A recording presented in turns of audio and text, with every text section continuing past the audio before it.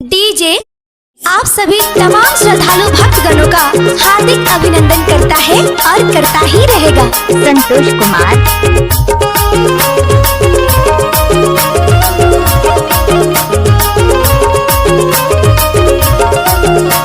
DJ Santosh Kumar gram बिल्लन मघोर टोला वाले।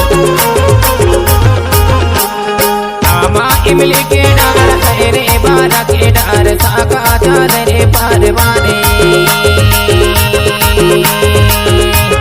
यहाँ इमली के डार है रे बारा के डार साका चाल रे पारवाने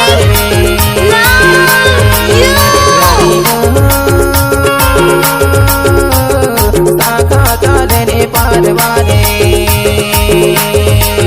रानी संतोष कुमार मघोर टोला वाले।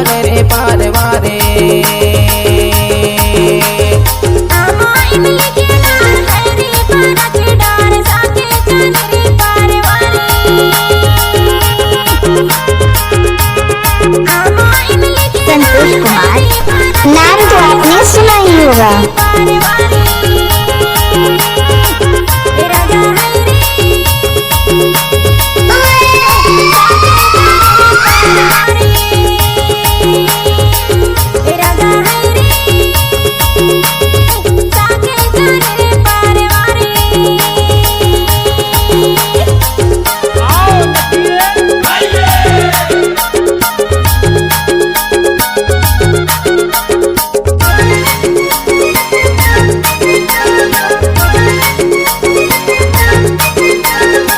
अरे हटा, चल अपना बजा।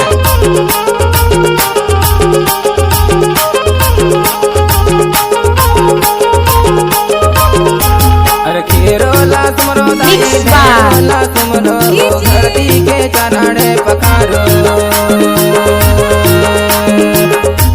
अरे खेरो ला तुमरो दाई भेड़ो ला तुमरो धरती के चनाड़े पखारो। रानी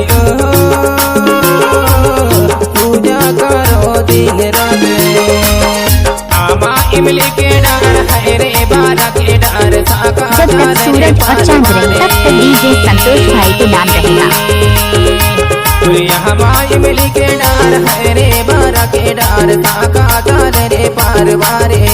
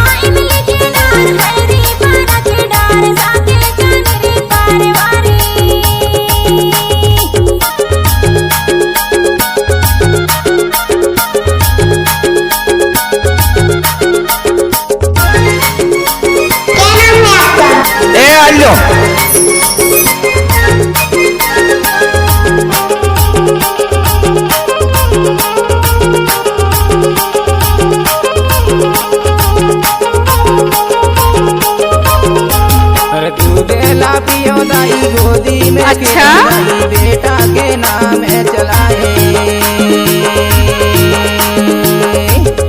दूधेला पियो दाई गोदी में खेलो दाई संतोष कुमार जी डीजे तो हर कोई बजाते हैं लेकिन हम उसे यहाँ जाकर बजाते हैं। बेटा खेले साने सारे आमा इमली के डार है रे बारा के डार चाल रे पारवाने यहाँ इमली के डार है रे बारा के डार साका पारवारे। अरे थक गए क्या? अरे भैया यूपी आए और साला ढोल नहीं बजा तो क्या खाक यूपी आए? अजी बादशाह की देख रहे हो तुसी? चलो शुरू हो जाओ।